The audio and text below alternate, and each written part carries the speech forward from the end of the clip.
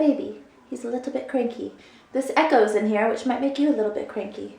Want to know where I am? It's all white and new. It's heaven. I'm in heaven. I've died and gone to it, and I get to snuggle babies in white-filled spaces all day long without interruption. It's lovely. You want to know where you are? You're not in heaven. You're on a 10-gallon stack of buckets and an old-timey radio. Look, I can prove it. Oh, jeez, don't fall, you klutz. Bucket stack, old-timey radio. Boom. Let's talk about Louise. Okay? Yes. Stay there. You do you, I'll do me. In heaven, I can predict the future, and the future is that this baby's gonna get too cranky for me to finish filming this video, and so you'll see half of it much, much later when I've locked myself in the bathroom and can have a minute of peace to answer the rest of the questions by myself. Yeah? We'll see. We'll see if I have the correct predictions or not. First off, I'm gonna tell you this story by telling you the story of how Louise and I became friends, and then any of the questions that are not encompassed within that story, I'll try and search them out and answer them as well.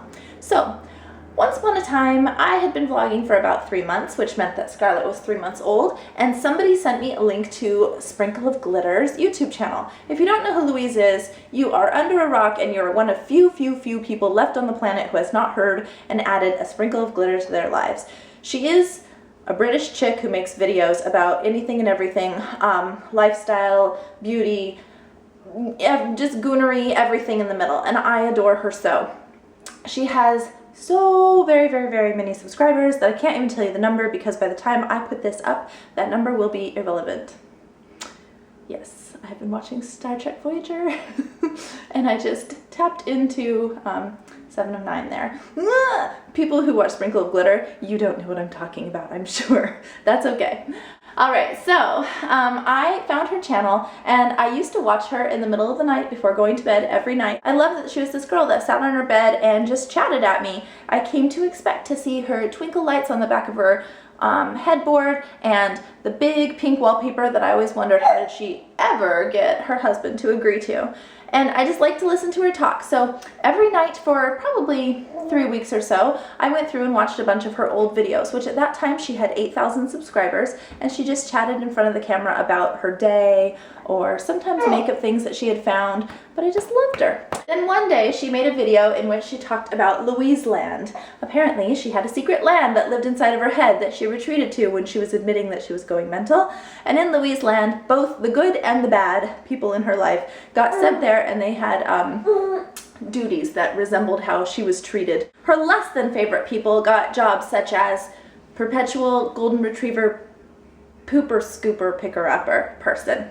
As if golden retrievers would poop in Louise Land. I'm not sure if they would or not, but if they did, somebody would have to do that job, and if you were not very kind to Louise, you would be sent there to do so. But since the people that bring negativity into Louise's life are very few and far between, most of the people had lovely jobs such as forever frosting taster. I don't know, you get the idea. Well, when she mentioned that in one of her videos, it just sort of stunned me because I also have an imaginary world that I created. I had people that I had lived there that I gave character names to when I was younger, and I attributed my insanity to the fact that I was an only child. So instead of like being beat up by my brothers and sisters when I came home from school or playing with them nicely, as I suppose maybe some siblings do, I just went away in my head and drew little pictures and stories about my imaginary world. And in my world, I had 3 characters, and I can't remember what the third one's name is.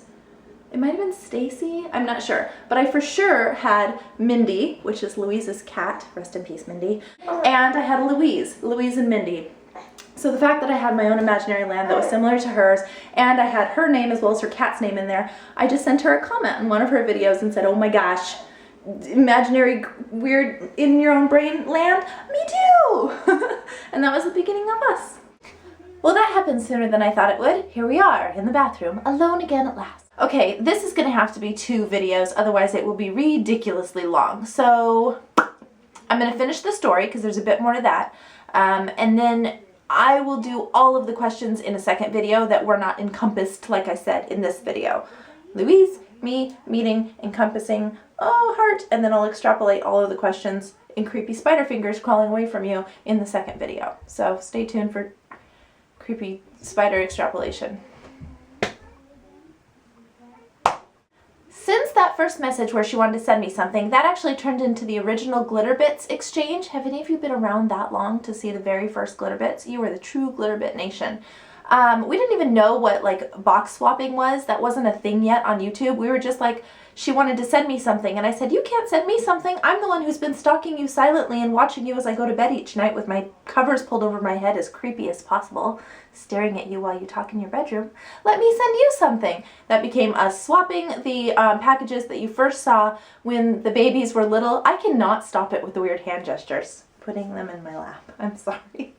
So you saw that first exchange between us, and since those first messages, they quickly turned into Skype chats. She was my first ever Skypeable, Skypette, Skyperino. Oh, good job, brain. I see what you did there. I caught on after my brain did it. That turned into us talking every single day. There's only been a few days where we haven't chatted with each other, and that's been because we can't get to our computers for one reason or another. So it's been amazing to watch her life go from being 8,000 subscribers when we first chatted and she had no idea what YouTube partnership was or how to edit her videos or anything, to what it has become today, which is so incredibly cool. I'll talk a little bit more about that. And also to just see how, the first impression I got of her when I first met her was super fun and, you know, friendly and really like you just want to have that kind of energy in your life, to hilarious and generous. Those were my first 3 impressions of her, and now I've known her for 3 years. I can't stop gesturing. I gotta sit on my hands or something. I've known her for 3 years and I have the exact same impressions of her, just with a lot more weight behind them now. And I'm gonna get to that. I'm gonna tell you a little bit more about that in the second part of the video. You'll want to watch it. She's also gross though. So I guess I have 4 impressions now. She's those lovely things and gross. So the person who asked, what do we talk about on Skype all day long? I would have to say, what have we not talked about? I don't think I can think of a topic on the planet at all that we haven't discussed and that she hasn't gone into with great detail. Some things I just don't need to know, but now I know them.